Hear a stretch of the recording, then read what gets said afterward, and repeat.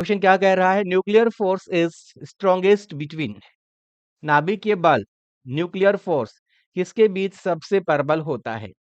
बेटा जी, वैसे तो हम ये बोल सकते हैं कि सभी न्यूक्लियनों के बीच में जो नाभिकीय बल है वो लगभग लगभग सेम ही होता है, उनकी रेंज में ज्यादा सा कोई फर्क नहीं होता है। चाहे मैं बात कर लूं किसकी, न्यूट्रॉन न्यूट्रॉन की, ठीक है ना, चाहे मैं बात कर लूं प्रोटॉन प्रोटॉन की, चाहे मैं बात कर लूं न्यूट्रॉन और प्रोटॉन की। बट बेटा एक बात याद रख लेना, इन सब में सबसे स्ट्रॉन्गेस्ट जो होता है नाभिकीय बल, वो होता है न्यूट्रॉन और प्रोटॉन के बीच। कारण क्या है?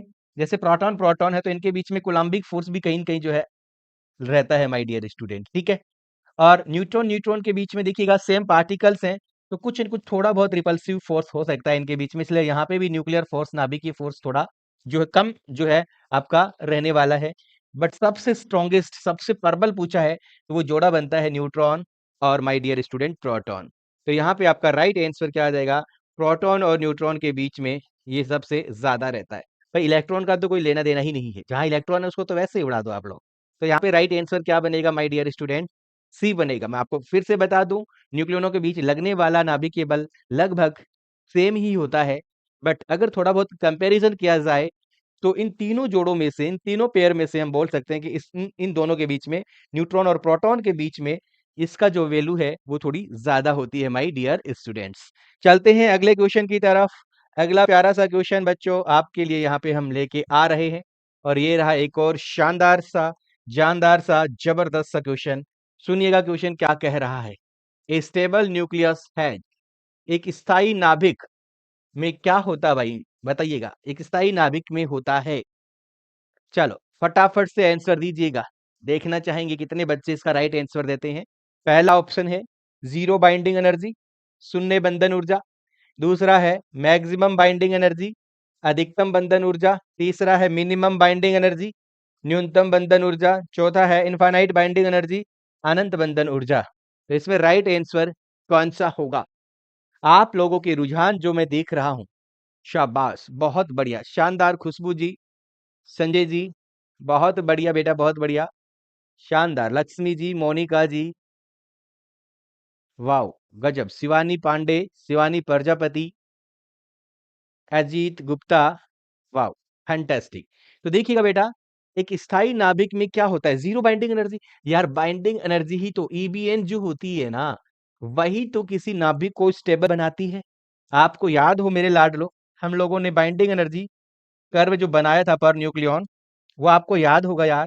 हमने इधर ईबीएन लिया था और इधर हमने ए लिया था न्यूक्लियॉन्स, और यहाँ पे कर्व कुछ इस तरह से बना था, है ना, इस तरह से हमारा कर्व बना था, इस तरह से हमारा कर्व बन के आता है कि नहीं आता? बिल्कुल। तो माय डियर स्टूडेंट, ये पॉइंट है आपका यहाँ पे, इस पॉइंट पे आपका जो है ईबीएन था वो सबसे ज्यादा था, और वो था आपका Fe56, और ये सबसे ज्यादा स्टेबल था, स्टेबल था। इवन ये छोड़िएगा, हमने इसको तीन पार्ट्स में डिवाइड किया था। इधर थे आपके लाइट न्यूक्लियस, हल्के नाभिक, है ना, हल्के नाभिक जो थे उनकी मास नंबर या द्रव्यमान संख्या 30 से कम थी। यहाँ पे जो आपके पास मध्यवर्ती नाभिक थे बेटा, उनकी द्रव्यमान संख्या जो है 30 से ज्यादा थी और 170 से कम थी, है ना। इंटरमीडिएट न्यूक्लियस जो थे उनका मास नंबर 30 से ज्यादा 170 से कम था।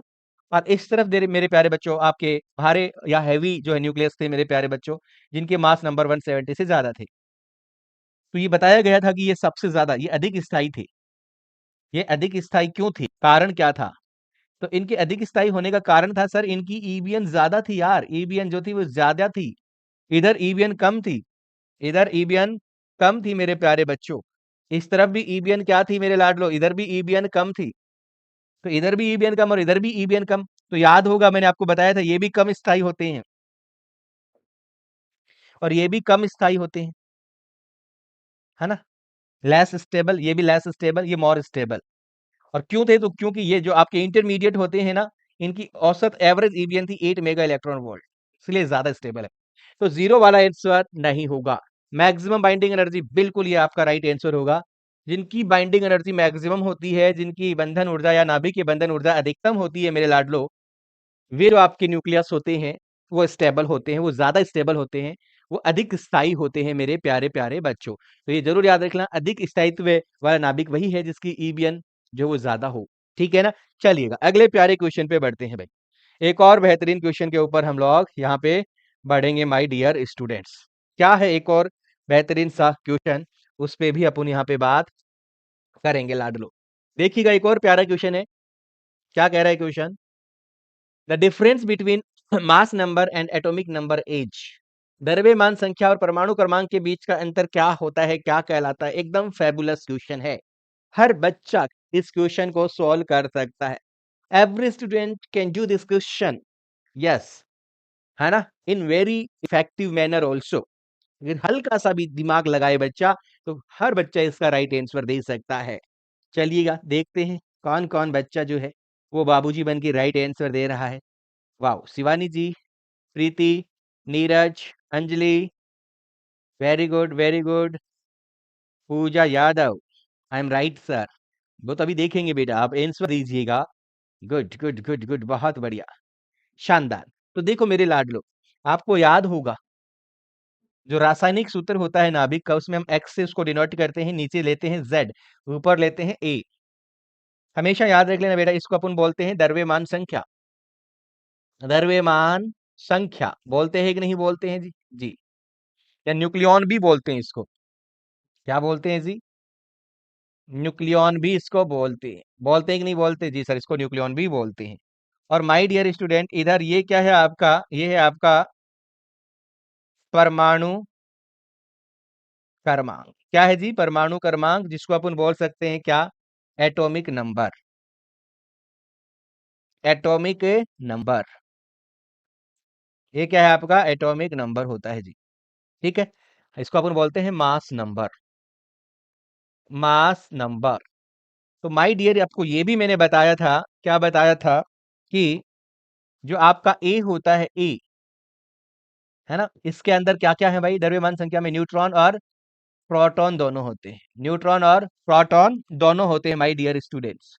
तो यहां से आपको देखो क्या बोल रहा है बंदा, the difference between mass number and the atomic number. ठीक है ना? So this is atomic number, this is mass number. तो आप कर लीजिएगा ए माइनस जेड, ये डिफरेंस हो गया। तो यहाँ क्या बच रहा है? एन बच रहा है। एन क्या है? Number of neutrons. एन क्या है? Number of neutrons. तो ये डिफरेंस हमेशा क्या देता है आपको? नंबर ऑफ न्यूट्रॉन्स देगा मेरे प्यारे बच्चों। तो यहाँ पे क्या आ जाएगा भाई? बी ऑप्शन बनेगा। क्या बन जाएगा? बी यहाँ पे राइट आंसर बनेगा मेरे लाडलो। क्या बन जाएगा यहाँ पे? बी जो है वो बिल्कुल राइट आंसर आ रहा है मेरे प्यारे प्यारे बच्चों। क्लियर है? जी सर जी। चले अगले क्वेश्चन की तरफ। अगला प्यारा क्वेश्चन लाइएगा सर, प्यारे प्यारे रसगुल्ले लेके आइएगा। तो लीजिएगा एक और जबरदस्त सा प्यारा सा question. The curve of binding energy per nucleon versus mass number shows. अरे वाह भाई, फैंटास्टिक क्वेश्चन है ये तो। प्रति न्यूक्लियन बंधन ऊर्जा बनाम द्रव्यमान संख्या ए, है ना, का वक्र क्या दर्शाता है? क्या दर्शाता है बताइएगा बेटा? डिक्रीजेज कॉन्टिन्यूसली, लगातार घटता है।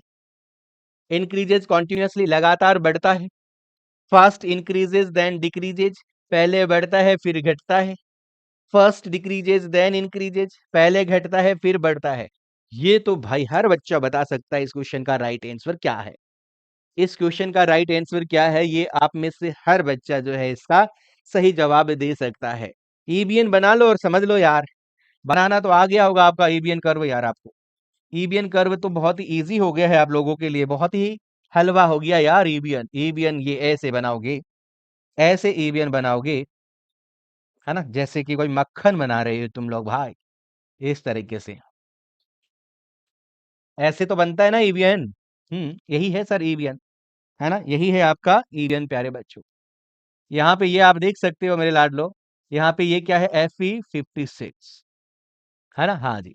इसके इधर अगर हम बात करें, इसके इधर अगर हम बात करें, तो याद हो गया होगा आपको सारी चीजें। तो आप देखो स्टार्टिंग में तो ये जो ईबीएन वर्सेज आपका मास नंबर ग्राफ है, स्टार्टिंग में बढ़ रहा है, बढ़ रहा है, बढ़ रहा है, बढ़ रहा है, बढ़ रहा है, बढ़ रहा है, बढ़ रहा है, यहाँ तक बढ़ा, फिर घटा घटा घटा घटा घटा घटा decrease. First increase then decrease, first increase then decrease, first increase then decrease. Yes और नॉट? ओवरऑल देखना है ना? यहाँ मत देखना कि first increase decrease increase decrease increase decrease, ऐसे नहीं। फर्स्ट इंक्रीज इंक्रीज इंक्रीज, यहाँ तक तो इंक्रीज ही है ना, इस पॉइंट के अकॉर्डिंग, तो यहाँ तक आए तो इंक्रीज। फिर ये डिक्रीज हो रहा है, ठीक है। हाँ प्यारे लाडलो, तो यहाँ राइट आंसर आएगा, पहले इंक्रीज होता है जी, और फिर क्या होता है जी लाडलो, फिर डिक्रीज होता है। सो यहाँ पे राइट आंसर सी आएगा। क्या आएगा प्यारे प्यारे बच्चों, यहाँ पे राइट आंसर सी को लॉक कर दीजिएगा। राइट आंसर सी को लॉक कर दीजिएगा। बिल्कुल हमने सर कर दिया है।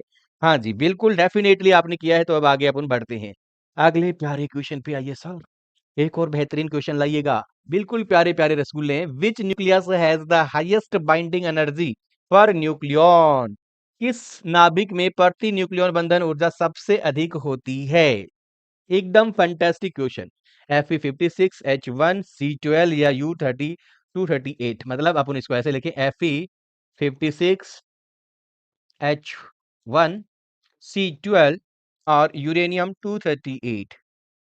जी प्यारे बच्चों, तो यहाँ पे सबसे ज्यादा किसकी है? EBN, Fe56। याद रखना भाई, ये जो आयरन है, ये जो लोहा है, इसकी प्रति न्यूक्लियन नाभिक के बंधन जो है सबसे ज्यादा होती है। तो आपको यहाँ ऑप्शन क्या लगाना है जी? ए लगाना है। और सबसे कम आप बोले तो 1H1 की बोल सकते हैं जी, है ना, इसके सबसे कम होगी। सबसे कम ईबीएन अपन इसमें बोल सकते हैं, जो अपने पास ग्राफ बना था। कम ईबीएन, सबसे ज्यादा ईबीएन, सबसे ज्यादा ईबीएन, यस और नॉट? सबसे ज्यादा ईबीएन और यहाँ पे सबसे कम ईबीएन होती है। राइट आंसर आपका क्या है प्यारे बच्चों? ए रहेगा। राइट आंसर क्या रहेगा यहाँ पे आपका? ए रहेगा मेरे प्यारे प्यारे बच्चों। चलिएगा अगले प्यारे क्वेश्चन पे बढ़ते हैं जी। नेक्स्ट बेहतरीन क्वेश्चन पे अपन आगे आते हैं मेरे लाडलो। चले अगले क्वेश्चन की ओर बढ़े। पक्का पक्का पक्का पक्का। चलिएगा, वेरी गुड, बहुत बढ़िया, शानदार, जानदार, जबरदस्त। चलो चलो चलो, बुलावा आया है, अगले क्वेश्चन ने बुलाया है। चलो बुलावा आया है, अगले क्वेश्चन ने बुलाया। लीजिएगा प्यारा क्वेश्चन, एक और प्यारा question. Which quantity remains constant in nuclear reaction ignoring radio activity? Radio activity को इग्नोर कर दो, बिकॉज रेडियो एक्टिविटी तो एक अलग सिस्टम है भाई। उसमें तो alpha particles, electrons, positrons, high energy photons, सब कुछ इमिट होता रहता है। बट उसको अगर हम इग्नोर कर दे तो पूछ रहा है नाभिकीय अभिक्रियाओं, है ना, रेडियो धर्मिता को छोड़कर में कौन सी राशि जो है नियत रहती है? ये आपको बताना है, ये आपको बताना है। तो पहला है मास, द्रव्यमान। नहीं भाई, द्रव्यमान की तो क्षति होती है इसके अंदर, ऊर्जा की भी हम इसमें क्षति हो जाती है, एनर्जी रिलीज होती ही होती है बाइंडिंग एनर्जी पर न्यूक्लियन में, है ना। ऊर्जा नहीं। Nucleon number, yes, nucleon number भाई साहब हमारे क्या रहते हैं? इसमें नियत रहते हैं। न्यूक्लियन नंबर क्या रहते हैं? नियत रहते हैं। रहते कि नहीं रहते हैं प्यारे बच्चों? जैसे आप कोई भी एक रिएक्शन बनाते हो, जैसे आपने एक्स लिया, एक्स को आपने वाई प्लस जेड में तोड़ा, एक्स को आपने वाई प्लस जेड में तोड़ा मेरे लाडलो। यहाँ पे मान लीजिएगा 240 है, तो यहाँ पे 120 और 120। अब जब मास नंबर देखोगे तो क्या मास नंबर यहाँ पे आपका चेंज हो रहा है क्या? ना, टोटल मास नंबर इधर भी 40 है, 120 सॉरी 240 है, और इधर भी देखो, इधर टोटल मास नंबर कितना है? 240। इधर भी मास नंबर कितना है? 120 प्लस 120 इज इक्वल टू 240। और ऑलवेज भी न्यूक्लियर रिएक्शन में ये फॉलो होता है। तो याद रख लेना, न्यूक्लियनों की संख्या हमेशा सेम रहती है भाई, है ना। मतलब राशि, कौन सी राशि? तो न्यूक्लियनों की संख्या हमेशा क्या रहती है? नियत रहती है मेरे प्यारे प्यारे बच्चों। अगले प्यारे क्वेश्चन पे आओ ना सर जी। बिल्कुल आएंगे मेरे लाडले, क्यों नहीं आएंगे? 101% आएंगे। चलिएगा अगला प्यारा क्वेश्चन आपको स्क्रीन पे दिखाई दे रहा है। The strong nuclear force range is about, परबल नाभिकीय बल की प्रास लगभग कितनी होती है? ये आपको बतानी है। तो नाभिकीय बल की प्रास तो मैंने आपको बहुत फैबुलस तरीके से बताई है। क्या 1 मीटर होती है क्या? बताओ देखिए, या 1 सेंटीमीटर, या 10⁻⁻14 मीटर, या मेरे लाडलो 10⁻−10 meter? Which is the right answer? प्रास यार, नाभिकीय प्रबल बल पता है प्रकृति का सबसे प्रबल बल होता है, स्ट्रॉन्गेस्ट फोर्स इन नेचर। पर इसमें भी एक कमी है, एक वीकनेस है। इतना स्ट्रांग है लेकिन कमी इसमें भी है मेरे प्यारे बच्चों, है ना। और वही कमी तो यहाँ बतानी है। तो आपको रेंज वैसे हमने आपको लिखवा रखी, फ्यू मीटर होती है इसकी। इसकी जो रेंज होती है, इसकी जो बेटा प्रास होती है, वो फ्यू मीटर होती है, मैंने आपको लिखवा रखा है। और ये वैल्यू आपको याद होगा, हम लोग कुछ फेम्टोमीटर या फर्मी मीटर में बताते हैं आपको। तो देखिएगा इसके आसपास की वैल्यू कौन सा है आपका ऑप्शन। तो यहाँ पे ऑप्शन आ रहा है आपका सी। ये कोई फिक्स नहीं है कि बेटा 10 टू द पावर जो है -15 ही हो, है ना, इसके आसपास की वैल्यू आप बोल सकते हो। तो यहाँ पे देखो 15 एग्जैक्टली नहीं है, तो ये तो बिल्कुल भी आसपास नहीं है, ये ऑप्शन भी नहीं है, ये भी नहीं है, और ये भी 10 की पावर -10, और इसमें तो काफी डिफरेंस है, 10 की पावर 5 का डिफरेंस है, तो इसको भी अपन नहीं मानेंगे जी, है ना। इसमें और इसमें ओनली 10 टाइम्स का डिफरेंस है। 10 टाइम्स तो थोड़ा बहुत चल जाता है मेरे लाडलो यहाँ पे, ठीक है ना। हाँ, तो यहाँ पे राइट आंसर आपका क्या आएगा, सी ऑप्शन बनेगा। क्या बनेगा लाडलो, सी ऑप्शन बनेगा। चलते हैं अगले प्यारे क्वेश्चन पे। एक और प्यारा सा क्वेश्चन हम लोग आपके लिए लेके आते हैं my dear students. Very good question. The stability of a nucleus depends on, एक नाभिक का स्थायित्व किस पर निर्भर करता है? प्रोटॉन इलेक्ट्रॉन रेशियो पर, प्रोटॉन इलेक्ट्रॉन के अनुपात पे। नाभिक में इलेक्ट्रॉन होता ही नहीं है, हटा दो। इसमें इलेक्ट्रॉन है, हटा दो। न्यूट्रॉन प्रोटॉन रेशियो पर, या फिर जो है आपके पास, ये तो हट ही गया, मास ओनली। किस पे डिपेंड करता है स्टेबिलिटी? स्टेबिलिटी किस पे डिपेंड करेगी मेरे प्यारे बच्चों? तो स्टेबिलिटी डिपेंड करती है न्यूट्रॉन और प्रोटॉन के रेशियो पर। किसी नाभिक के अंदर कितने न्यूट्रॉन है, कितने प्रोटॉन है, उसी के अकॉर्डिंग जो है उसकी जो स्टेबिलिटी आती है, क्योंकि उसी के अकॉर्डिंग आप एबीएन निकालते हैं। क्या निकालते हैं? उसी के अकॉर्डिंग एबीएन फाइंड आउट करते हो। तो ये आपका राइट आंसर यहाँ पे होगा मेरे प्यारे प्यारे बच्चों। अगले क्वेश्चन पे आते हैं। नेक्स्ट प्यारा क्वेश्चन, हाँ जी, एक और प्यारा सा क्वेश्चन है। The mass of a nucleus is, एक नाभिक का द्रव्यमान होता है more than the sum of nucleons, nucleon न्यूक्लियनों के योग से अधिक, less than sum of nucleons, न्यूक्लियनों के योग से कम, इक्वल टू सम ऑफ न्यूक्लियनों के योग के बराबर, इंडिपेंडेंट ऑफ न्यूक्लियॉन्स, न्यूक्लियनों से स्वतंत्र। तो इसमें से आपको राइट आंसर बताना है। मोर देन सम ऑफ न्यूक्लियनों के योग से अधिक, less than sum of nucleon, equal to the sum of nucleon, या मेरे प्यारे बच्चों इंडिपेंडेंट ऑफ न्यूक्लियन। तो जो यहाँ पे बंदा बोल रहा है नाभिक का द्रव्यमान, the mass of the nucleus, ये बात कर रहा है एक्चुअल मास की। किसकी बात कर रहा है? एक्चुअल मास की बात कर रहा है, जिसको आपने एमए से लिखा था प्यारे बच्चों। ये बात कर रहा है यथार्थ द्रव्यमान की, यथार्थ द्रव्यमान की। ये बात कर रहा है वास्तविक द्रव्यमान की, वास्तविक द्रव्यमान की। तो आपको पता होगा, इसको हमने एमए से लिखा था। और मेरे प्यारे बच्चों, आपको पता है ये एमए हमेशा एमसी से कम होता है ना। क्या होता है? कम होता है। एमए हमेशा लेस देन होता है एमसी। एमसी क्या है यार? कैलकुलेटेड मास या न्यूक्लियनों का द्रव्यमान। याद रखना, एमसी कैलकुलेटेड मास होता है। कैलकुलेटेड मास को अपन क्या बोल सकते हैं, है ना, यहाँ पे क्या बोलते हैं? सम ऑफ न्यूक्लियन मास, ठीक है ना। तो ये जरूर आपको याद रख लेना है। तो याद रख लेना, किसी भी नाभिक का जो आपका द्रव्यमान होता है, मास होता है, वो याद रख लेना less than the sum of the nucleons होता है, न्यूक्लियनों के योग से कम होता है। तो यहाँ पे राइट आंसर क्या रहेगा? बी ऑप्शन आएगा। अरे तभी तो मास डिफेक्ट आता है प्यारे बच्चों, मास डिफेक्ट तभी तो आता है, द्रव्यमान क्षति।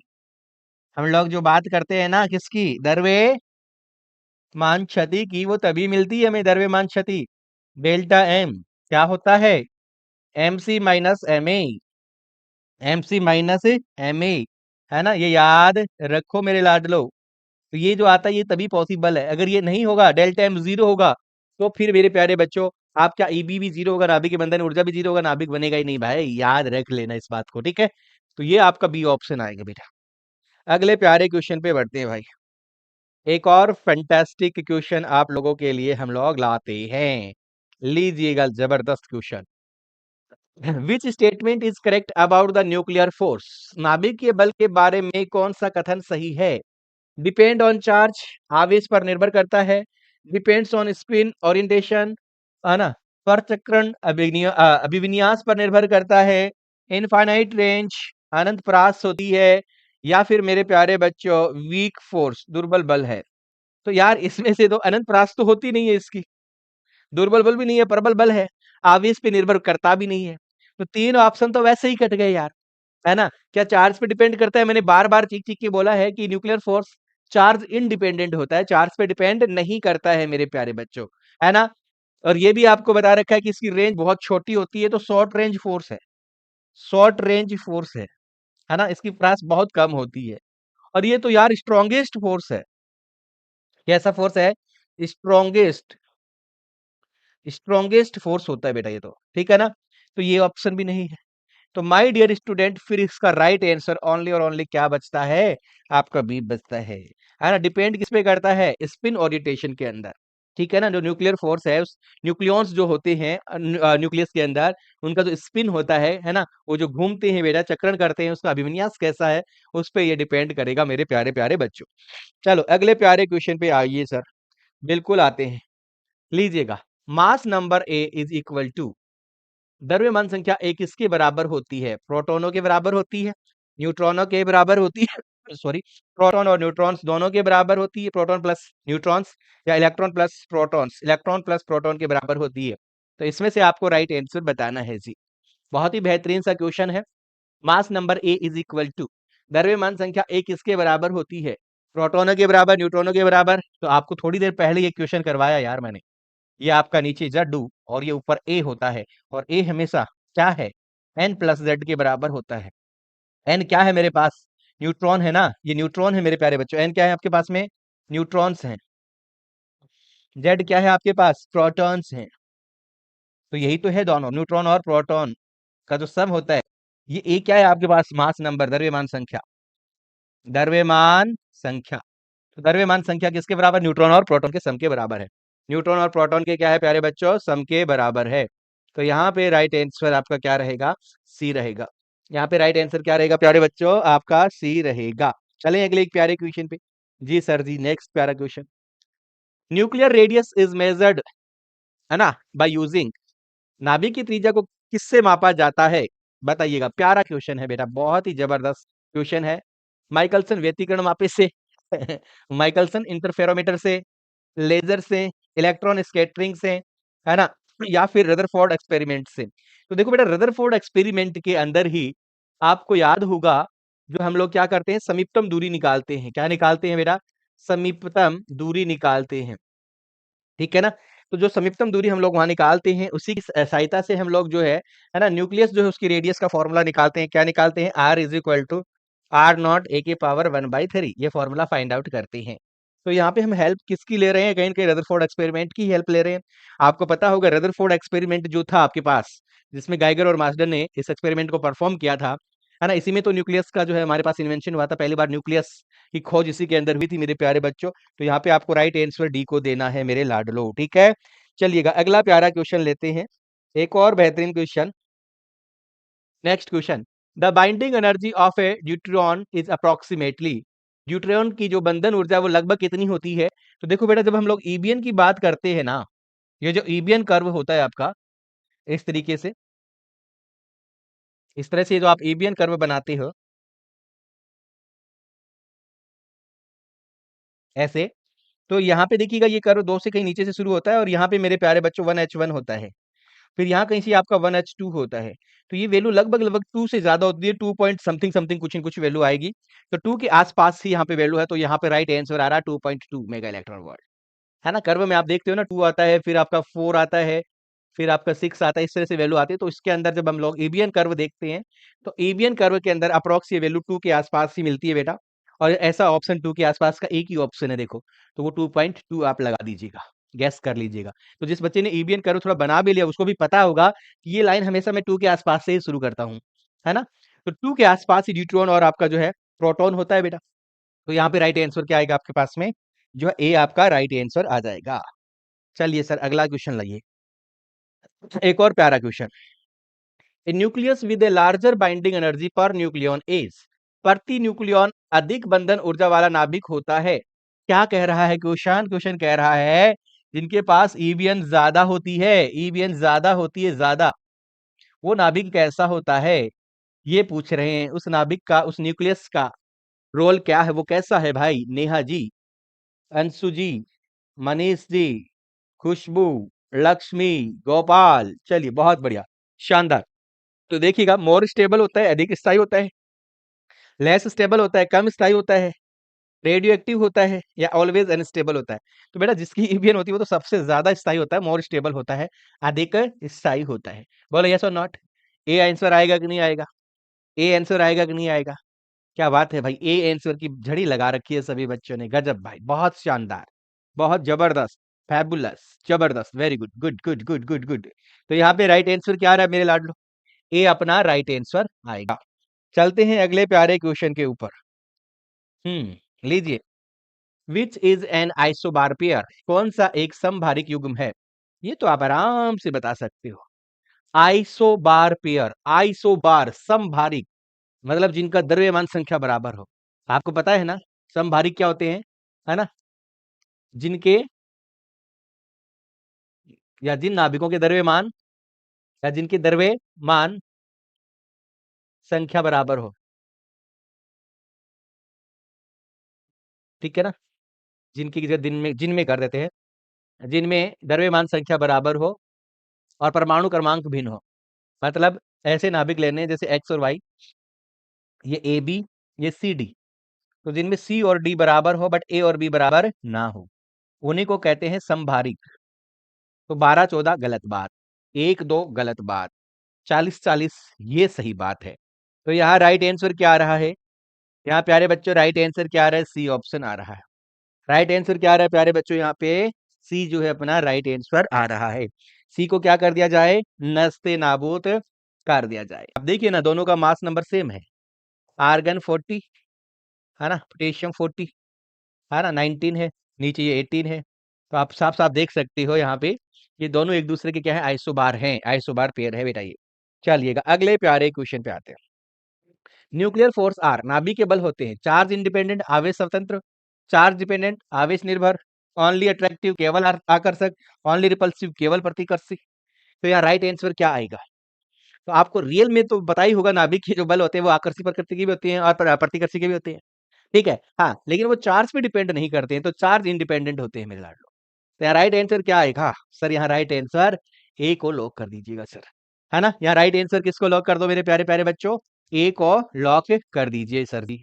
बिल्कुल आपके सामने ए हमने यहाँ पे लॉक कर दिया है मेरे लाडलो। अगला प्यारा क्वेश्चन लाइए सर जी। लो जी बहुत बढ़िया, बहुत बेहतरीन तरीके से अगले क्वेश्चन की तरफ हम बढ़ रहे हैं। लीजिएगा शानदार question. If mass of a nucleus is equal to mass of nucleon then binding energy is, oh my god, यदि एक नाभिक का द्रव्यमान न्यूक्लियनों के द्रव्यमान है ना, न्यूक्लियनों के द्रव्यमान के बराबर है तो बंधन ऊर्जा क्या होगी? ईबी का मान पूछ रहा है। कब? जब एमसी को एमए के बराबर कर दिया, कहने का मतलब ये है। तो बताओ देखिए कौन बच्चा इसका राइट आंसर देगा?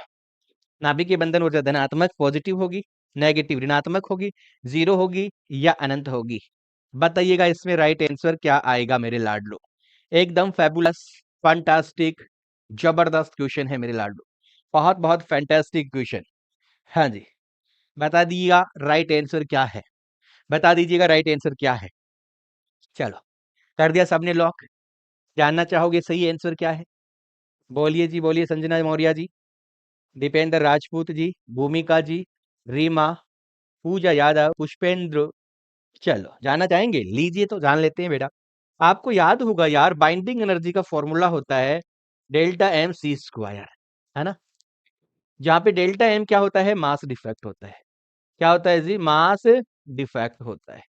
यही होता है मास डिफेक्ट, जिसको अपन क्या बोलते हैं? द्रव्यमान क्षति। क्या बोलते हैं जी? द्रव्यमान क्षति। यही बोलते हैं कि नहीं बोलते हैं? जी सर, द्रव्यमान क्षति ही इसको बोला जाता है। तो माय डियर स्टूडेंट, आपको पता होगा डेल्टा एम का फॉर्मूला होता है m c minus m a, और आपका और ये बराबर है, बराबर है इसका मतलब डेल्टा एम जीरो। तो डेल्टा एम जीरो, तो आप इसके अंदर जब वैल्यू रखोगे तो देखो ईबी बराबर जीरो इंटू सी स्क्वायर, तो जीरो आएगा ना। तो बंधन ऊर्जा कितनी आ रही है बाबूजी? जीरो आ रही है। कितनी आ रही है जी? जीरो, ZERO आ रही है। तो माय डियर स्टूडेंट यहाँ पे ऑप्शन सी लगाने में कोई गुरेज है क्या? यहाँ पे ऑप्शन सी लगाने में सर कोई गुरेज नहीं है। चलो अगला question. The average radius of a nucleus is proportional to, एक नाभिक की औसत त्रिज्या किसके समानुपाती होती है? तो त्रिज्या का फॉर्मूला यही तो होता है आर नॉट ए की पावर 1/3। ये तो नियत वैल्यू होती है, इसकी वैल्यू होती है 1.2 फर्मी, है ना? तो आर जो है वो द्रव्यमान संख्या की घात 1/3 मास नंबर की पावर 1/3 के प्रोपोर्शनल होता है। तो माय डियर स्टूडेंट यहाँ पे डी ऑप्शन लगाने में भी मुझे गुरेज नहीं होगा। बोलो डी ऑप्शन बनेगा कि नहीं बनेगा? बन जाएगा ना? बिल्कुल सर जी, डी ऑप्शन यहाँ राइट है। चलते हैं एक और जबरदस्त क्वेश्चन की तरफ, लीजिएगा। The binding energy is given by, बंधन ऊर्जा किसके द्वारा दी जाती है? ई बराबर एम सी स्क्वायर, ई बराबर डेल्टा एम सी स्क्वायर, या हाफ एम वी स्क्वायर, या एच न्यू। तो बेटा नाभिक के बंधन ऊर्जा आपको अभी भी बताया मैंने, ई बी बराबर डेल्टा एम सी स्क्वायर, इसके द्वारा ही निकलती है। नाभिक के बंधन ऊर्जा में द्रव्यमान क्षति का रोल बहुत बहुत बड़ा है। मास डिफेक्ट जो है वो आपकी बाइंडिंग एनर्जी के अंदर बहुत बड़ा बिग रोल रखता है।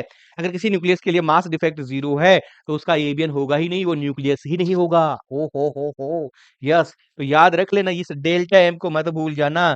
This is nothing but it is mass defect. ये क्या होता है? मास डिफेक्ट होता है।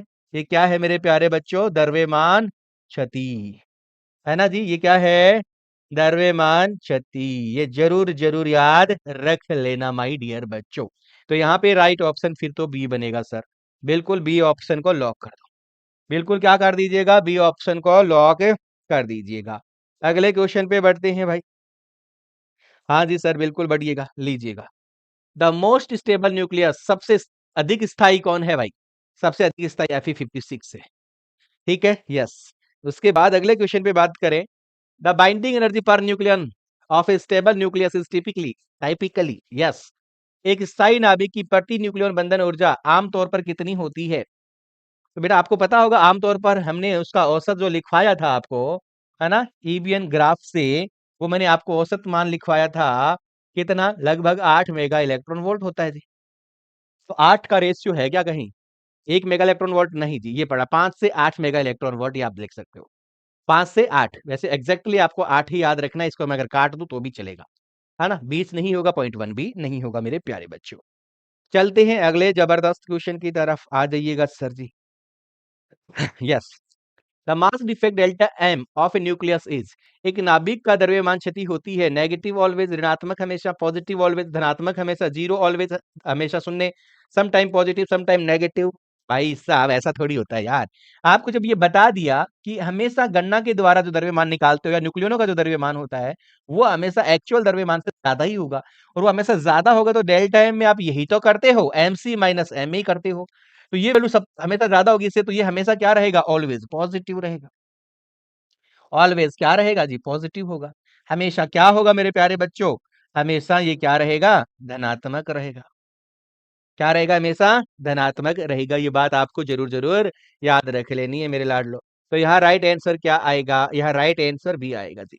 क्या आएगा प्यारे प्यारे बच्चों? बी आपका यहाँ राइट आंसर बनेगा सर जी। बिल्कुल बिल्कुल बिल्कुल। आगे बढ़ते हैं, अगला प्यारा क्वेश्चन।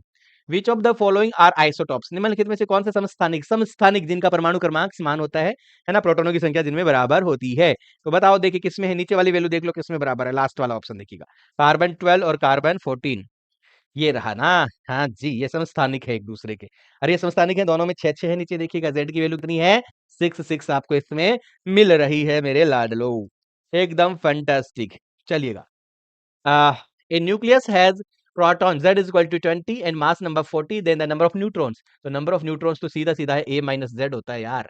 a की वैल्यू 40 दे रखी है, ये 20 दे रखी है। ओहो, बहुत बड़ी, ज्यादा बड़ी कैलकुलेशन आ गई। 20 इसका राइट आंसर है प्यारे बच्चों। 20 क्या आएगा इसका? राइट आंसर आएगा मेरे लाडलो। अरे आएगा आगे नहीं आएगा? बिल्कुल बिल्कुल बिल्कुल। चलते हैं नेक्स्ट क्वेश्चन की और, एक और जबरदस्त क्वेश्चन पे हम लोग बढ़ते हैं मेरे प्यारे बच्चों। हाँ जी, चलिएगा। न्यूक्लियर डेंसिटी, नाभिकीय घनत्व है, डिफरेंट फॉर डिफरेंट न्यूक्लियई, अलग अलग नाभिकों के लिए भिन्न होता है। सेम फॉर ऑल न्यूक्लियई, सभी नाभिकों के लिए समान होता है। मैक्सिमम फॉर हैवी न्यूक्लियस, भारी नाभिकों के लिए अधिक होता है। मैक्सिमम फॉर लाइट न्यूक्लियस, हल्के नाभिकों के लिए अधिकतम होता है। नहीं, जितने भी नाभिक होते हैं प्यारे बच्चों, सभी नाभिकों के लिए बेटा याद रख लेना, जो आपके पास नाभिक के घनत्व होता है वो सेम होता है। ये बहुत बहुत बड़ी बात है। और इवन इसकी वैल्यू भी लगभग 10 की घात 17 केजी प्रति मीटर क्यूब होती है। प्लीज याद रखना, है ना, सभी नाभिकों के लिए जो न्यूक्लियर डेंसिटी है वो लगभग एक समान होती है, और इसका वैल्यू भी लगभग 10 की घात 17 केजी पर मीटर क्यूब होता है। ये वैल्यू भी आपको याद रखनी है बेटा। लगभग बोला है मैंने बेटा, ठीक है ना, लगभग इतना होता है, ये जरूर आपको याद रख लेनी है बेटा। तो ये अल्फा पार्टिकल आर, अल्फा कण क्या होते हैं? बताओ। देखिए बेटा, अल्फा कण क्या है? हम जो बार बार ऐसे लिख देते हैं ना 2He4, क्या ये अल्फा कण है? नहीं, ये तो हीलियम है। इसको तो हम हीलियम बोलते हैं, क्या ये अल्फा कण है? नहीं। तो जब एक हीलियम जो आपका कण है ना, जो हीलियम का नाभिक है, इसका 2 बार क्या होता है? आयनीकरण होता है ना। जब इसमें से 2 इलेक्ट्रॉन कहीं कहीं निकलते हैं, 2 बार इसका आयनीकरण होता है, तब जाके ये अल्फा कण बनता है। तब जाके ये क्या बनता है बेटा, अल्फा कण बनता है। क्या ये बात चमक गई सबको? क्या ये सबको चमक गई बात? हाँ, 2 बार इसका आयनीकरण होगा, है ना, 2 टाइम्स इसका आयोनाइजेशन होना जरूरी है। तो यहाँ पे देखिएगा पहला ऑप्शन 2 फ्री प्रोटॉन, नहीं भाई साहब, है ना, हीलियम एटम। कई बच्चे हीलियम एटम को टिक लगा देंगे क्योंकि उनको लगता है कि 2He4 हीलियम होता है तो उसी को अल्फा। नहीं, आगे ऑप्शंस को पढ़िएगा ढंग से। सिंगल आयोनाइज्ड हीलियम एटम नहीं भाई, सिंगल आयोनाइज नहीं है, 2 बार होगा, 2 इलेक्ट्रॉन इसमें से इमिट होते हैं, ठीक है ना। यस, सो यहाँ पे अपन बोल सकते हैं डबल आयोनाइज्ड हीलियम एटम। तो राइट ऑप्शन मेरे बच्चा इसका डी होगा, है ना, डी इसका बिल्कुल राइट ऑप्शन होगा। तो हमें डी को लॉक कर देना चाहिए। डी को क्या कर देना चाहिए, लॉक कर देना चाहिए, और कर भी दिया है हमने लॉक, है ना, हमने इसको लॉक कर भी दिया है। क्या अगले क्वेश्चन पे बढ़े बच्चा, क्या नेक्स्ट क्वेश्चन पे बढ़े? बिल्कुल सर, नेक्स्ट क्वेश्चन पे बढ़िए, है ना। तो हिंदी में भी मैं इसको देखो, ये वाला द्विआयनित हीलियम होता है बेटा, ठीक है। जब किसी हीलियम में से 2 इलेक्ट्रॉन भाग के बाहर निकलते हैं तब जाके क्या बनता है, एक अल्फा कण, एक अल्फा पार्टिकल जो बनता है मेरे बच्चा। चले अगला क्वेश्चन उठाना चाहूंगा, आपके स्क्रीन के ऊपर आपको दिखाई दे रहा होगा, कंप्लीट द रिएक्शन। रिएक्शन तो बहुत अच्छे से आप कर सकते हो, अभिक्रिया को पूर्ण कीजिए। क्या इसको पूर्ण किया जा सकता है, फटाफट बताओ। एक न्यूट्रॉन है, एक आपके पास क्या बच्चा, न्यूट्रॉन है, वो यूरेनियम 235 के ऊपर क्या कर रहा है, स्ट्राइक कर रहा है, बॉम्बार्ड कर रहा है। तो यहाँ पे एक तो मेरी बी ए आपका 56144 बन रहा है ना, और एक यहाँ पे जो है क्या बनेगा वो उत्पाद इन्होंने पूछा, यहाँ पे उत्पाद कौन सा है वो पूछ रहा है, यहाँ क्या बनेगा आगे, साथ में 3 न्यूट्रॉन भी जो है इसमें निकल रहे हैं। तो बहुत ही प्यारा क्वेश्चन है, बिल्कुल कोमल जी, अस्मिता जी, संध्या जी, राहुल जी, अंजलि जी, रोली जी, फ्यूचर डॉक्टर जी, बिल्कुल बिल्कुल बिल्कुल, बहुत बढ़िया, है ना। आरती जी, पूजा, विष्णु जी, कोमल जी, क्रिएटिव माइंड जी, है ना, संदीप, रंजन, अंजलि, अमन, मानसी, अर्चिता, रोशनी, सबको भाई भाई भाई बिल्कुल बिल्कुल गुड इवनिंग, है ना। और सब जो है इसका राइट आंसर दें भाई, रिएक्शंस कर सकते हो ना, देखो आप बैलेंसिंग करने का काम है और कुछ खास है नहीं इसमें। 235 है ना, इस तरफ आपके पास न्यूट्रॉन है। तो भाई साहब यहाँ देखिएगा आप लोग ढंग से, अगर देखें नीचे आपको दे रखा है 92, ठीक है ना, ओके। अब यहाँ से देखिएगा आपको बन रहा है यहाँ बेरिलियम 56, है ना, 144, यही है जी सर। अब यहाँ पे क्या आपको लेना है, सो प्लीज़ ध्यान से देखिएगा, ये 235 और 1 236, एक कोई सोल्व कर लीजिएगा, आपको आंसर मिल जाएगा, एक आपको आंसर मिल जाएगा, ठीक है। या फिर नीचे की वैल्यू सोल्व कर लीजिएगा, 92 में से 56 आप डिक्रीज कर दीजिएगा, तो यहाँ बचा 6, ठीक है। यहाँ पे आपके पास बचेगा 36, है ना, 36 का नीचे कुछ आना है, नीचे जो कुछ आना है वो 36 का कुछ आना है, ठीक है ना, प्लस 3 न्यूट्रॉन आप रहने दो, क्या ही दिक्कत है। तो 36 का ये देखो कहीं है क्या, ओ भाई साहब सारे 36 के है सर, तो इससे काम नहीं बना, है ना, शॉर्टकट से काम नहीं बना। अच्छा 3 न्यूट्रॉन है, तो इसका मतलब इधर हो गया आपके 147, टोटल मास नंबर इधर 144 ये और 3 ये, तो 147।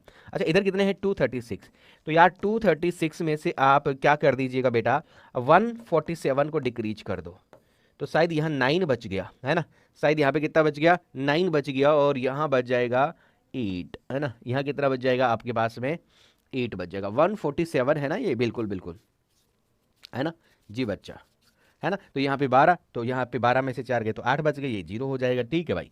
89, क्या मेरी कैलकुलेशन ठीक ठाक है बच्चा? अगर मेरी कैलकुलेशन ठीक ठाक है तो इसका मतलब हो गया ऊपर आपका जो मास नंबर है वो 89 आना चाहिए।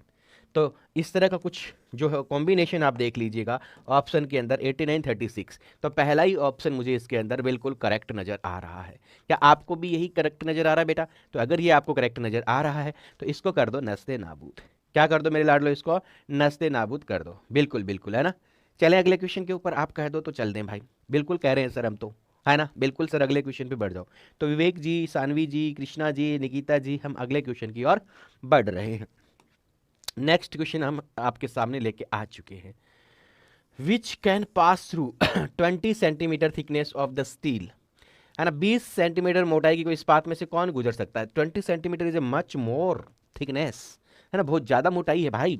तो किसी भी चीज़ में से कोई बहुत ज़्यादा मोटी चीज़ है, कोई बहुत पतली चीज़ है, तो उसमें से तो एक हल्का सा पार्टिकल जिसकी बहुत कम ऊर्जा वो भी निकल सकता है, जिसकी बहुत कम आवर्ती वो भी निकल सकता है। लेकिन अगर कोई मोटा भारी भरकम इस तरह का कोई आपको दे दिया जाए, है ना, तो इसमें से कौन निकलेगा? जिसकी आवर्ती सबसे ज़्यादा हो, है ना, जिसकी आवर्ती सबसे ज़्यादा होगी उसकी ऊर्जा भी ज़्यादा होगी और उसकी पेनिट्रेशन पावर भी अच्छी होगी, उसकी भेदन क्षमता भी ज़्यादा होगी। तो यहाँ पे देख से देखिएगा भेदन क्षमता किसकी ज़्यादा है, अल्फा पार्टिकल की, बीटा पार्टिकल की, गामा रेज की, या यूवी रेज की। तो बच्चा यहाँ पे अगर हम लोग इलेक्ट्रो जो है ना मैग्नेटिक स्पेक्ट्रम की बात करें, तो आप सबको पता है गामा रेज का जो है ना फ्रीक्वेंसी सबसे ज़्यादा होता है ना, इनका फ्रीक्वेंसी, इनका जो फ्रीक्वेंसी है वो बेटा क्या होता है, हाई, और जिनका फ्रीक्वेंसी हाई होता है ना, उनकी एनर्जी भी क्या होगी भाई, उनकी एनर्जी भी क्या होगी, हाई होगी। और जिनकी एनर्जी हाई होती है उनकी पेनिट्रेशन पावर, है ना, पेनिट्रेशन पावर भी क्या होगी भाई, अधिक होगी, मोर होगी। तो सिंपल सी बात है, इसके अंदर आपको सी ऑप्शन को लगाना है, गामा रेज। बिल्कुल गामा किरणें इसमें आएगा बेटा, क्योंकि गामा जो किरणें होती है ना, इनकी आवर्ती भाई साहब क्या होती है, अधिक होती है। और इनकी आवर्ती अधिक है, इसलिए इनकी ऊर्जा भी क्या होती है भाई साहब, इनकी ऊर्जा भी अधिक होती है, इनकी ऊर्जा भी अधिक होती है, याद रख लेना। और इनकी ऊर्जा अधिक है तो इनकी भेदन क्षमता भी अधिक होती है ना। ये भेदन क्षमता का मतलब है ये दीवार से आर पार हो सकती है, इतनी ज़्यादा इनके अंदर जो है पेनिट्रेशन पावर होती है। एक भारी भर की मोटी दीवार भी बनी है ना, उसमें से भी पेनिट्रेट कर सकती है, आपकी बॉडी में से भी पेनिट्रेट कर सकती है, आपके हाथ में से भी पेनिट्रेट कर सकती है। यस, सो कहीं ना कहीं भेदन क्षमता किस पे निर्भर करती है, आवर्ती पे और उसकी ऊर्जा पे, ठीक है। बिल्कुल, तो बढ़ते हैं अगले क्वेश्चन के ऊपर। अगला क्वेश्चन आपको आपकी स्क्रीन पे फिर से एक प्यारा सा क्वेश्चन दिख रहा होगा, बहुत ही जबरदस्त क्वेश्चन है। ऐसा क्वेश्चन ऑलरेडी हम कर चुके हैं और इसमें उसका थोड़ा सा चेंज करके मैंने डाटा डाला है, तो आई होप आप समझ गए होंगे इस क्वेश्चन का आंसर क्या है। क्वेश्चन को रीड आउट करते हैं बेटा। The number of neutron released when uranium 92-235 undergoes fission by, है ना, absorbing the neutron on and, है ना, बेरिलियम 56 और 144 प्लस क्रिप्टॉन दे रखा है साथ में, आर फॉर्म्ड एज। भाई बहुत ही आसान सा है, यहाँ पे यही बंदा कहना चाह रहा है कि ये आपके पास 235 और 92 है, इसके ऊपर आप क्या कर रहे हो, है ना, एक न्यूट्रॉन से बम्बार्ड करते हो, और यहाँ आपको क्या मिलता है, बेरिलियम मिलता है 56 वाला, 144 वाला, प्लस में यहाँ आपको क्रिप्टॉन मिल जाता है 36 और 89 का। तो just we need to balancing the equation. तो नीचे का तो देखो आपका जो है एटॉमिक नंबर सेम हो रहा है, 56 प्लस 36 को जोड़ोगे ना आप, तो ये तो 92 है। तो मुझे कुछ ऊपर का वैल्यू बैलेंस करना पड़ेगा, और ऊपर का अगर वैल्यू बैलेंस करूँ तो मुझे यहाँ 3 न्यूट्रॉन जो है लेने पड़ेंगे। कितने लेने पड़ेंगे बेटा, 3 न्यूट्रॉन। सेम टू सेम ये रिएक्शन क्या हमारा पीछे भी था क्या, सेम टू सेम ऐसा रिएक्शन पीछे भी था क्या, हाँ सर पीछे भी था, है ना। तो इसमें यही तो पूछ रहा है कि कितने इलेक्ट्रॉन जो सॉरी कितने न्यूट्रॉन इसमें से उत्सर्जित होंगे, है ना। लास्ट में आप देखो तो मुक्त न्यूट्रॉनों की संख्या ही तो पूछ रहा है ना। अरे हमारे से कोई कुछ ऐसा थोड़ी ना कि कोई केस वेस ले रहा है भाई, पैसे वैसे छीन रहा है हमसे, सिर्फ क्या पूछ रहा है, मुक्त न्यूट्रॉनों की संख्या। तो घबराना क्यों है यार, कुछ चाकू थोड़ी मार रहा है हमारे, है ना। हाँ तो भाई घबराना नहीं है। तो कितने न्यूट्रॉन निकल रहे हैं बेटा, 3, है ना, कितने न्यूट्रॉन निकलेंगे, 3। अब देखो ना बैलेंसिंग करके देखो ना, 144 प्लस 89 प्लस 3 आप जब जोड़ते हो तो तब जाके 236 बनता है। 236 क्यों सर, यहाँ तो 235 है। ओ भाई एक ये भी तो है ना, तो इधर भी तो देखेगा ना मास नंबर। टोटल यहाँ कितना है 236, इनको ऐड किया तो भी कितना आना चाहिए 236। तो कितने न्यूट्रॉन निकले बेटा, 3 न्यूट्रॉन निकलेंगे। कितने न्यूट्रॉन निकलेंगे, 3 न्यूट्रॉन। तो क्या मैं डी को ऑप्शन जो है लॉक कर दूं भाई, क्या डी के ऑप्शन को लॉक कर दूं। बिल्कुल सर, डी ऑप्शन को क्या कर दीजिएगा, आप लॉक कर दीजिएगा। बिल्कुल सर, आप डी ऑप्शन को क्या कर दीजिएगा, लॉक कर दीजिएगा। अन्नू यादव जी, डॉक्टर बाबू क्या हाल चाल बेटा, शीतल, वंदना, काजल, संध्या, प्रगति, किरण, रेहान खान, सोनम यादव, रोहन, अंशु, महिमा, अमृता, रितु, दीपा, किरण, अमन, एम आर, क्या बात है भाई, शानदार, है ना, बहुत बढ़िया। चलिए अगले क्वेश्चन पे, बिल्कुल नेक्स्ट क्वेश्चन पे आते हैं। अगला क्वेश्चन आपको स्क्रीन पे दिखाई दे रहा होगा। Fusion reactions take place at high temperature because, बताया था मैंने हाई टेम्परेचर क्यों रखते हैं, क्योंकि हमें 2 लाइट न्यूक्लियस को क्या करना है, फ्यूज करना है। जब हम 2 लाइट न्यूक्लियस को फ्यूज करेंगे तो देखो सिंपल सी बात है, मैं आपको यहाँ पे कुछ थोड़ा दिखाऊंगा। जैसे मान लो, है ना, इसके ऊपर पॉजिटिव चार्ज है, दूसरा न्यूक्लियस मैं यहाँ पे रख रहा हूँ, उसके पास भी पॉजिटिव चार्ज है। तो ये पॉजिटिव पॉजिटिव क्या करेंगे बेटा, रिपेल करेंगे। ये पॉजिटिव और वो पॉजिटिव क्या करेगा, रिपेल करेगा। सो हम चाहते हैं ये फ्यूज कर जाएं, मतलब ये दोनों लाइट पार्टिकल मिल जाएं यहाँ पे। तो जब दोनों लाइट पार्टिकल को मिलाना तो इनके पास इतनी ज़्यादा काइनेटिक एनर्जी होनी चाहिए ताकि इस रिपल्सन फोर्स को ये ओवरकम कर दें और जाके एक दूसरे के अंदर चिपक जाए। यस और नॉट, मानते हो इस बात को, है ना। बहुत ज़्यादा रिपल्सन है इनके बीच में, कोलम्बिक फोर्स लग रहा है, स्थिर वैद्युतिक जो है ना बल लगेगा 2 लाइट पार्टिकल में। जैसे प्रोटॉन प्रोटॉन लेके आप हीलियम बनाते हो, प्रोटॉन प्रोटॉन चक्कर जो होता है सूर्य के अंदर, ठीक है। सो वहाँ पे आपको बहुत ज़्यादा टेम्परेचर की जरूरत इसलिए क्योंकि आपको हाई काइनेटिक एनर्जी की रिक्वायरमेंट है, हाई प्रेशर की रिक्वायरमेंट होती है, ठीक है ना। यस, तो वो जो है अपने को क्या करना पड़ता है, उसके लिए हाई टेम्परेचर वहाँ पे प्रोड्यूस करना पड़ता है। और शायद आपको याद होगा वो टेम्परेचर की वैल्यू भी मैंने आपको बताई थी, अकॉर्डिंग टू एनसीईआरटी 3 × 10⁹ केल्विन। इतना ताप, इतना टेम्परेचर होना चाहिए। इतना यार क्राउड का ही नहीं है, सन की जो क्राउड है ना, सन का जो कोर है ना, सन का जो कोर है बेटा, उसका ही टेम्परेचर 10⁷ है ना जी। तो उससे भी ज़्यादा टेम्परेचर की रिक्वायरमेंट होती है। सो यहाँ पे अपन ऑप्शंस पढ़ते हैं, क्या कह रहा है option, atom get ionised at high temperature. नहीं नहीं नहीं नहीं, आयोनाइज्ड का यहाँ पे क्या लेना देना है यार। Kinetic energy is high enough to overcome the coulombic repulsion. देख लो बोला वो आपको दे दिया यहाँ पे, है ना, बिल्कुल। तो इसका राइट ऑप्शन बी आएगा बेटा। इसका राइट ऑप्शन क्या आना है, बी। तो बी को लॉक कर दो भाई। बी दिख रहा है कि नहीं दिख रहा, चमक रहा है ना। नाभिक के बीच कूलाम का जो प्रतिकर्षण बल होता है ना बेटा, उसको दूर करने के लिए अधिक गतिज ऊर्जा होनी चाहिए। अरे भाई कुछ ऐसा है जैसे ये इधर एक प्रोटॉन, ये एक इधर प्रोटॉन है बच्चा। अब ये प्रोटॉन प्रोटॉन तो कोलम्बिक फोर्स की वजह से रिपल्सिव होंगे ना, रिपल्सन होगा, इनके प्रतिकर्षण होगा। आप इनको मिलाना चाहते हो, इन दोनों को आप फ्यूज करना चाहते हो, और एक आप क्या बनाना चाहते हो, Hg4 बनाना चाहते हो इन दोनों से मिला के। अब क्योंकि ये मिल नहीं पा रहे हैं, आप इनको एक दूसरे की तरफ फेंक रहे हो, नहीं मिल पा रहे हैं, तो आप अगर यहाँ पे टेम्परेचर कितना कर दो बेटा, 3 × 10⁹ केल्विन। सो इनको जो है, इन दोनों को जो काइनेटिक एनर्जी मिलेगी एक दूसरे की तरफ जाने के लिए, वो काइनेटिक एनर्जी लगभग कितनी मिल जाएगी बेटा, वो काइनेटिक एनर्जी लगभग 400 किलो इलेक्ट्रॉन वोल्ट के आसपास। फिर ये इलेक्ट्रिक जो फोर्स है, कोलम्बिक फोर्स, उसको ओवरकम कर देंगे और दोनों यहाँ पे इश्क मोहब्बत करने लग जाएंगे, यहाँ पे जाके फ्यूज हो जाएंगे और एक He4 का जो है यहाँ पे निर्माण कर देंगे। क्या बात क्लियर है सबको? क्या ये बात सबको अच्छे से क्लियर हो गई, मक्खन हो गई? अगर हाँ तो अगले क्वेश्चन पे बढ़ते हैं, क्योंकि ऑप्शन को तो ऑलरेडी हमने पहले ही टिक कर दिया था, बस थोड़ा आपको फील करवा रहे थे बच्चा, ठीक है। ओके, अगले क्वेश्चन पे आते हैं भाई। अगला क्वेश्चन आपको आपकी स्क्रीन पे दिख रहा है।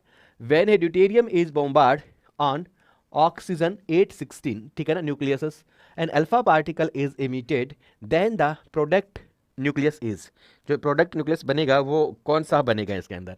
क्या वो नाइट्रोजन 13 होगा, या वो बोरॉन 10 होगा, या Be9 होगा, या फिर वो जो है नाइट्रोजन 14 होगा? सो जस्ट अपनी इस रिएक्शन को करके देखते हैं। अपन यहाँ पे जो है लेते हैं आपका ऑक्सीजन 816, और इस पे ड्यूटेरियम आप जो है ना हिट कर रहे हैं, 1H2 जो है वो ड्यूटेरियम होता है बच्चा। तो यहाँ पे आपको एक तो बोल रहा है कि अल्फा पार्टिकल यहाँ से निकल जाएगा, ठीक है। एक अल्फा पार्टिकल, नंबरिंग तो वही रहती है ना जो हीलियम की रहती है ना, 2 बार आयनीकरण तो होता है ना, इसका कोई बात नहीं है। सो अब मेरी बच्चा देखो, आपको बैलेंसिंग करना है। इधर देखिएगा मास नंबर कितना हो रहा है। अगर यहाँ मास नंबर देखिए पहले रिएक्शन से पहले, तो आपका हो रहा है बेटा कितना, 18, और आपका जो जेड है ना, ये तो मास नंबर हो गया, जेड हो रहा है टोटल यहाँ पे दोनों का मिला के वो 9। सो कुछ ऐसा ही अपने को यहाँ पे होना चाहिए, इधर 18 आना चाहिए, तो 4 आ गया, तो 14 तो होना चाहिए। तो यहाँ जो भी कुछ है उसको मैं x मान लूँ क्या, तो उसका ऊपर यहाँ पे आपको वैल्यू कितना मिलना चाहिए, 14, नीचे 2 आ चुका तो 7 आना चाहिए। तो इस तरह का कुछ आना चाहिए, है ना। तो ये तो यार नाइट्रोजन होता है ना। तो इट मीन्स हमें यहाँ पे क्या प्रोडक्ट मिलने वाला है, नाइट्रोजन 714 मिलने वाला है, नाइट्रोजन 714 मिलने वाला है। सो ऑप्शन यार फोर्थ जो है वो लगाओ ना यार, कितना प्यारा ऑप्शन है ना। चौथे ऑप्शन को क्या कर दिया जाए, लॉक कर दिया जाए। ऑप्शन 4 को यहाँ पे लॉक कर भी देना चाहिए। बोलो हाँ या ना बच्चा, मजा आ रहा है ना बेटा क्लास के अंदर? शानदार क्लास है, हर चीज को फील कर रहे हो कि नहीं कर रहे हो? जी संदीप जी, स्नेहा, बिल्कुल, गायत्री, शानदार बेटा शानदार, मधु पांडे, स्नेहा सिंह, है ना, गुड़िया, हाँ, वेरी गुड। चलें बढ़े अगले क्वेश्चन पे। चलो गोविंद जी चलते हैं अगले क्वेश्चन की तरफ। बहुत ही प्यारे प्यारे क्वेश्चंस, बहुत ही प्यारे प्यारे रसूल आप लोगों के लिए लेके आ रहा हूँ, शुगर फ्री। चलो इस क्वेश्चन का आंसर दो। The binding energy per nucleon of a deuterium and a helium atom is 1.1 mega electron volt and 7 mega electron volt. If 2 deuterium nuclei fuses to form a helium atom, the energy released is. बहुत ही प्यारा question है। Deuterium और helium परमाणु के नाभिक के प्रति न्यूक्लियन बंधन ऊर्जा 1.1 मेगा इलेक्ट्रॉन वोल्ट और 7 मेगा इलेक्ट्रॉन वोल्ट है। यदि 2 ड्यूटेरियम को मिला के एक हीलियम बनता है तो कितनी ऊर्जा मुक्त होगी? पहली बात तो आपको ईबीएन दे रखी है बेटा, ईबीएन प्रति न्यूक्लियन का वैल्यू होता है ना, तो ईबीएन होता है, ठीक है। किसकी दे रखी है आपको? ड्यूटेरियम की। ड्यूटेरियम को क्या बोलते हैं? 1H2 बोलते हैं। तो इसकी कितनी दे रखी है बेटा आपको? 1.1 मेगा इलेक्ट्रॉन वोल्ट। क्लियर है क्या बात? और आपको ईबीएन जो है वो दूसरा दे रखा है किसका बेटा आपको? हीलियम का। Where is the helium? Helium भी ये पड़ा ना, तो हीलियम का दे रखा है आपको कितना दे रखा है बेटा? 7 मेगा इलेक्ट्रॉन वोल्ट। क्या इतनी बात चमकी? क्या ये बात चमक गई बच्चा? यस और नॉट? जी सर, इतनी बात तो हमें बहुत अच्छे से चमक गई है ना। तो भाई यहाँ पे बंदा कह रहा है कि ड्यूटेरियम और हीलियम परमाणु के नाभिक, ठीक है ना, 2 ड्यूटेरियम, मतलब यहाँ पे आप 1H2 + 1H2 से क्या बनाते हो? एक हीलियम बनाते हो, है ना, 2He4 का निर्माण करते हो। तो यहाँ पे प्लस में जो आपको ऊर्जा मिलेगी वो कितनी है? तो जो अतिरिक्त ऊर्जा होगी ना वो निकाल लो भाई, इनको जोड़ के इनकी ऊर्जा निकाल लो, इधर निकाल लो, है ना। अब सीधी सी बात, इसके बाद कुछ अतिरिक्त ऊर्जा होगी, वो अतिरिक्त ऊर्जा क्या हो जाएगी? उत्सर्जित हो जाएगी। क्या हो जाएगी? उत्सर्जित हो जाएगी। Very good. तो देखो यहाँ पे 1H2 मतलब एक न्यूक्लियन जो होता है उसकी हमारे पास कितना है, इतना है। तो इसकी कुल ऊर्जा कितनी हो जाएगी, 2 × 1.1 प्लस इसकी भी कितनी हो जाएगी, 2 × 1.1। बोलो यस और नोट। सर 2 से क्यों कर रहे हो? अरे कितने न्यूक्लियन है इसमें, 2। एक न्यूक्लियन की 1.1 दे रखे ना, ईबीएन प्रति न्यूक्लियन का बोल रहा है ना ये। हाँ जी सर, तो ये हो गया, फिर इसका भी हो गया, तो ये टोटल कितना हो जाएगा, ये टोटल हो गया सर 2.2 प्लस 2.2, ये सर 4.4 मेगा इलेक्ट्रॉन वोल्ट। तो इधर आपका 4.4 मेगा इलेक्ट्रॉन वोल्ट। इधर कितना आ रहा है बच्चा, हीलियम के लिए एक के लिए इतना दे रखा है ना। तो यहाँ पे टोटल कितने, 4, तो 4 × 7 होगा क्या, ओए होए 28 मेगा इलेक्ट्रॉन वोल्ट। तो ये जो बाकी जो वैल्यू बच गई, क्योंकि इधर 4.4 है तो इधर भी 4.4 आपको रखना है, तो कहीं ना कहीं आप 28 में से 4.4 को सब्ट्रैक्ट करते हैं तो यहाँ 6 हो जाएगा, यहाँ 7 में से 3 हो जाएगा, 23.7। तो यहाँ जो ऊर्जा निकलेगी ना बेटा, वो 23.6 मेगा इलेक्ट्रॉन वोल्ट निकलने वाली है। 23.6 मेगा इलेक्ट्रॉन वोल्ट निकलने वाली है, 23.6 मेगा इलेक्ट्रॉन वोल्ट। तो ऑप्शन बी को लॉक कर दो भाई। गजब क्वेश्चन था कि नहीं था भाई, है ना, प्यारा क्वेश्चन था बेटा। तो बी को क्या कर दो, लॉक कर दो। क्या सबको क्लियर है, क्या सबको क्लियर है? बहुत बढ़िया, बहुत शानदार, बहुत बढ़िया, बहुत बढ़िया, शानदार, बहुत बढ़िया बेटा, गजब गजब। ओके बेटा, ओके ओके ओके, मक्खन हो गया क्वेश्चन, क्या क्वेश्चन मक्खन हुआ? चलो बहुत बढ़िया, चले अगले क्वेश्चन की तरफ। अगला क्वेश्चन, वॉइस तो आ रही है ना, ठीक है, बहुत बढ़िया, है ना। कई बार बच्चा क्या होता है कि वॉइस नहीं आती है, लेकिन यहाँ तो वॉइस आ रही है बच्चा, ठीक है ना। हाँ बिल्कुल बेटा, बिल्कुल बिल्कुल बिल्कुल, थोड़ी और चलनी है अभी, है ना। The radius of nucleus of mass number A is directly proportional to, द्रव्यमान संख्या ए नाभिक की त्रिज्या सीधे अनुपातिक है। गजब क्वेश्चन है भाई। रेडियस ऑफ द न्यूक्लियस, तो यार देखो, साइज ऑफ न्यूक्लियस की हमने बात की थी क्या कभी जिंदगी में? साइज ऑफ न्यूक्लियस करके कोई टॉपिक हमने पढ़ा था भाई, है ना। साइज ऑफ क्या पढ़ा था, न्यूक्लियस करके हमने हमारी जिंदगी में एक टॉपिक पढ़ा था, है ना। हाँ, नाभिक का आकार, लो हिंदी वाले बच्चों को भी बता दें अपन, नाभिक का आकार। और मैंने उसके अंदर आपको बताया था बेटा, क्या बताया था, क्या बताया था, याद होगा आपको, है ना। सर आपने ये बताया था कि जो नाभिक की त्रिज्या होती है, इसका फॉर्मूला जो है वो r0 इंटू में a की पावर 1/3 के बराबर होता है। Is it clear?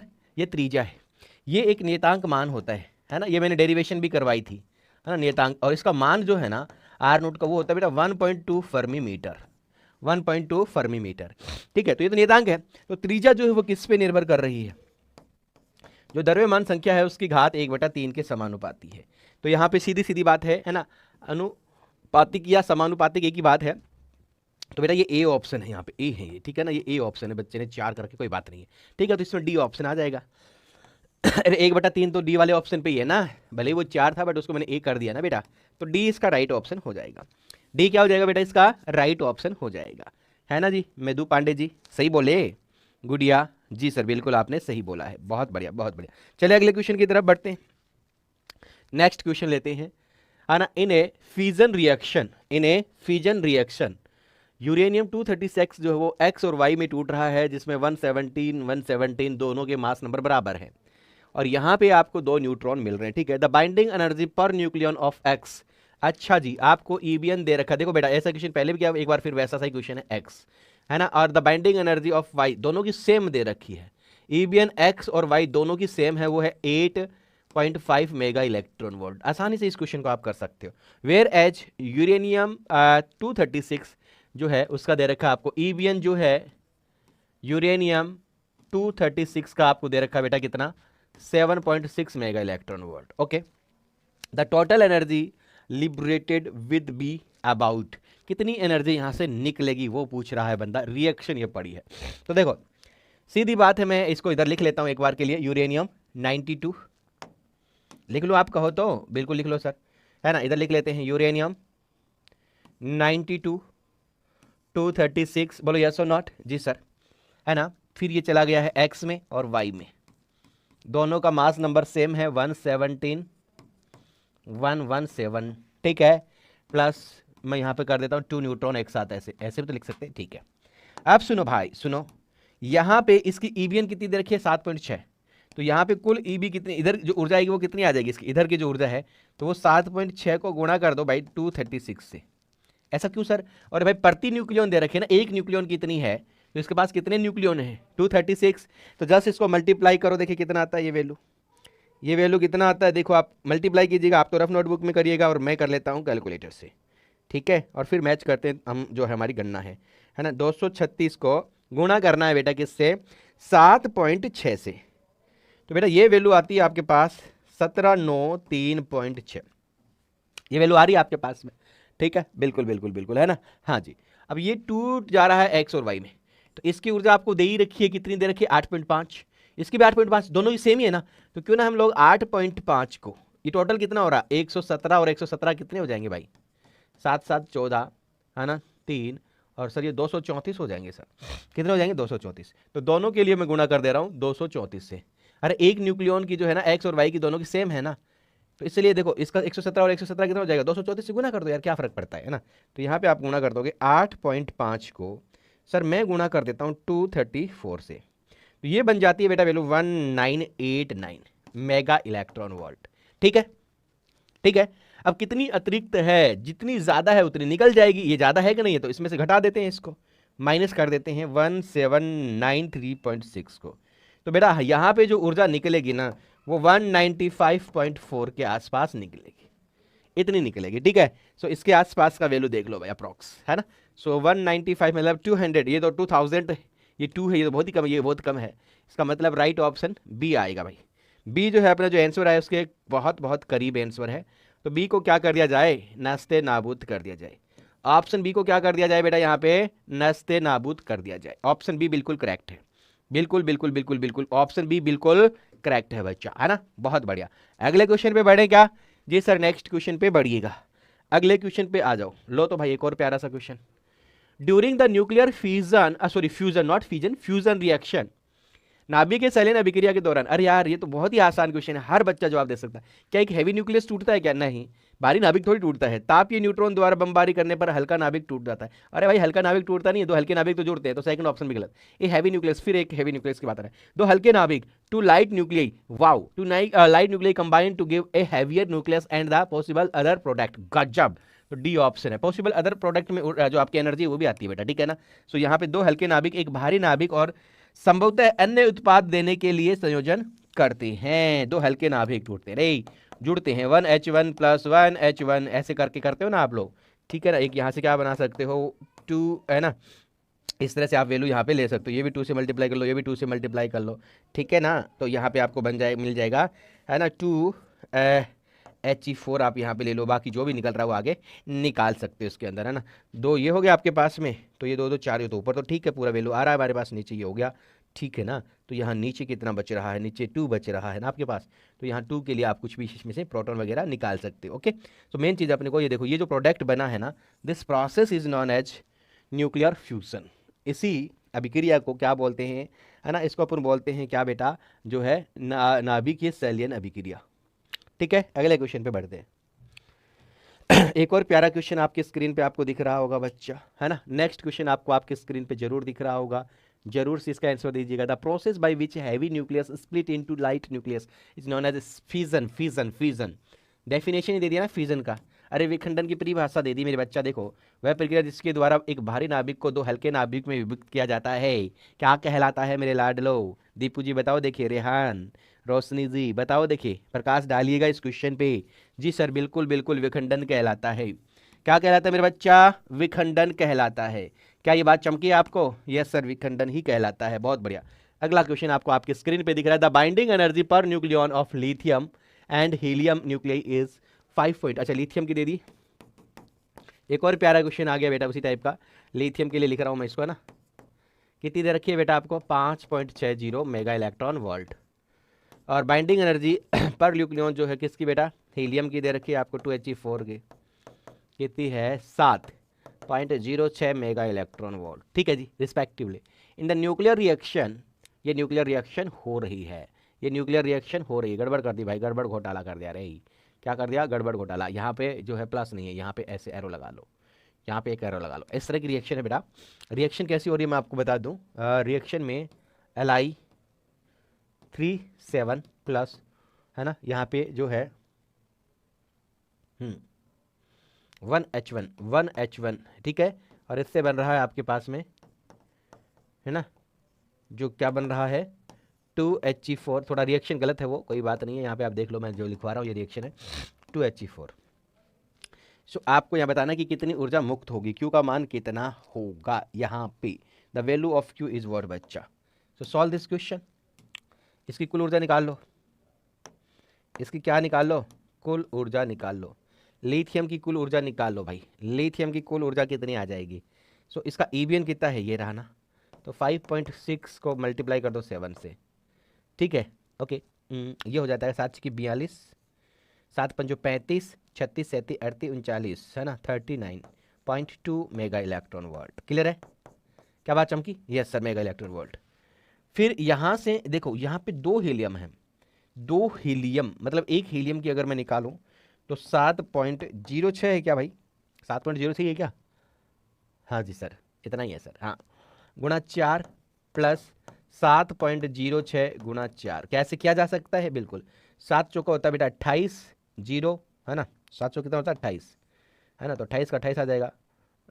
सॉरी यहाँ पे इधर से लेंगे ना, 6 चौका 24, है ना, 4 6 24, 7 चौका 28, ये बना।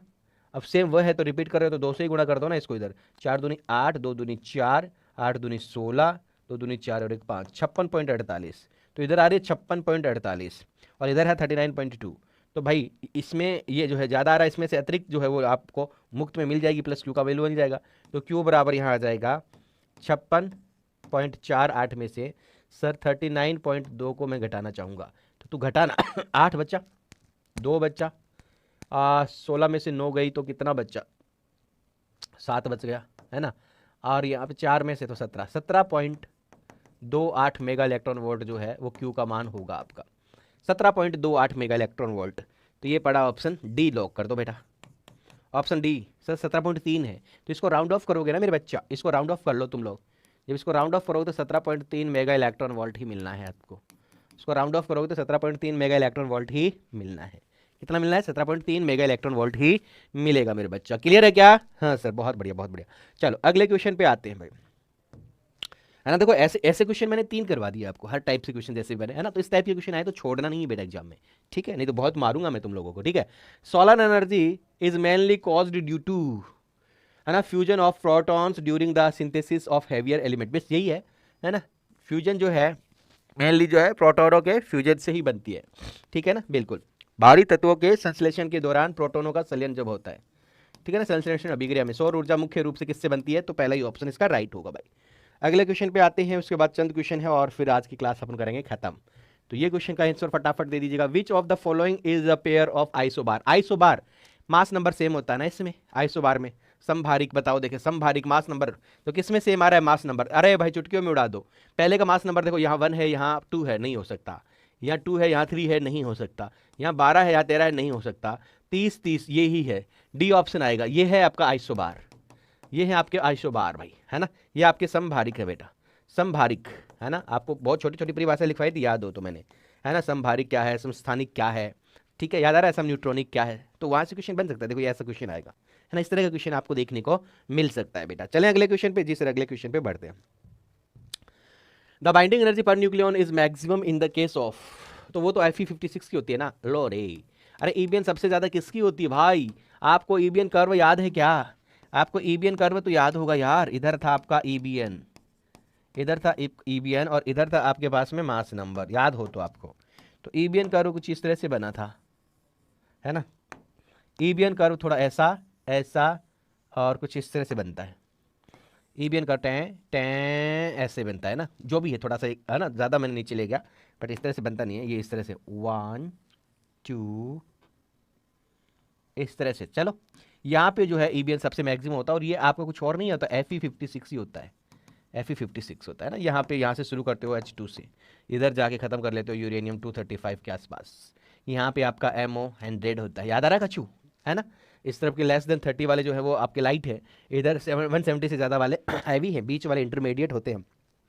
तो बी ऑप्शन लगा दो भाई, बी सर राइट ऑप्शन है, बी को लॉक कर दो। अगले क्वेश्चन पे आते हैं भाई, when two deuterium nuclei fuses together form a tritium nucleus we get a, ओहो मतलब 2 मिल रहे हैं, 1H2 और 1H2, यही तो कहना चाह रहा है बंदा, 2 ड्यूटेरियम मिलते हैं और उससे क्या बनता है भाई साहब, हमारे पास में ट्रीटियम बनता है, 1H3 बनता है, बैलेंसिंग कर लो भाई, बैलेंसिंग कर लो, तो यहाँ 1H1 मिलेगा ना, बैलेंसिंग हो गई, देखो 1H1 एक proton, we get a proton, we get a proton, we get a proton, fourth option को लॉक कर दो भाई।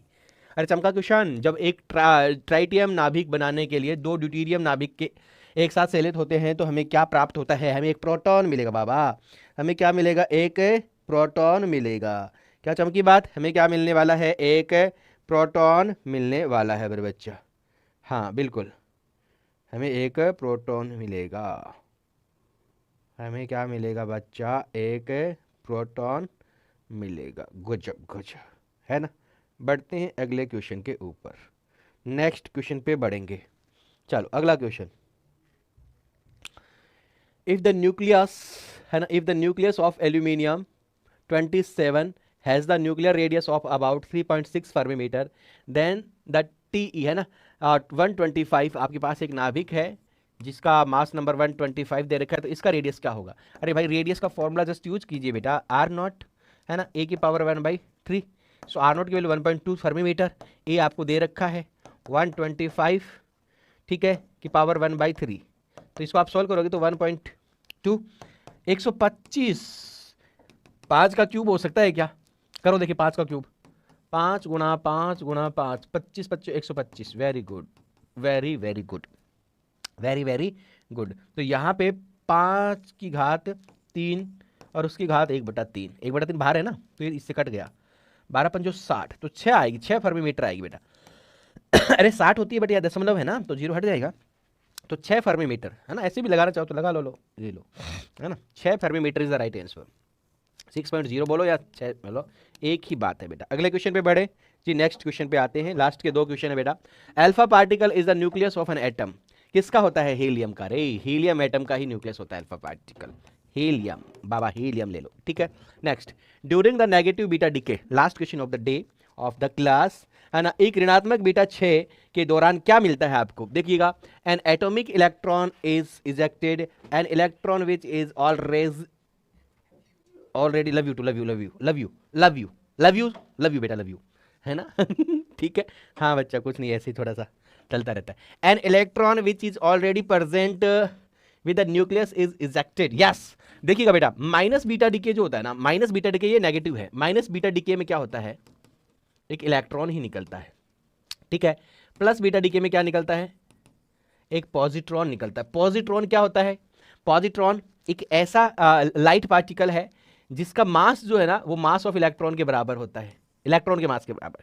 चार्ज उसका जस्ट अपोजिट होता है, मतलब इसका चार्ज जो है ना, वो प्रोटॉन के चार्ज के बराबर होता है। ये जरूर याद रखना, पॉजिट्रॉन एक लाइट पार्टिकल होता है, मास इलेक्ट्रॉन के बराबर, चार्ज प्रोटॉन के बराबर होता है, ठीक है ना। हाँ, तो यहाँ पे सेकंड ऑप्शन ही आपका राइट ऑप्शन आने वाला है, ठीक है बच्चा, ठीक है। ओके ओके, तो ये थी आज की प्यारी सी क्लास, वंडरफुल क्लास। कैसा लगा आपको? क्लास को फील किया कि नहीं किया आपने बेटा? क्लास को फील किया आपने?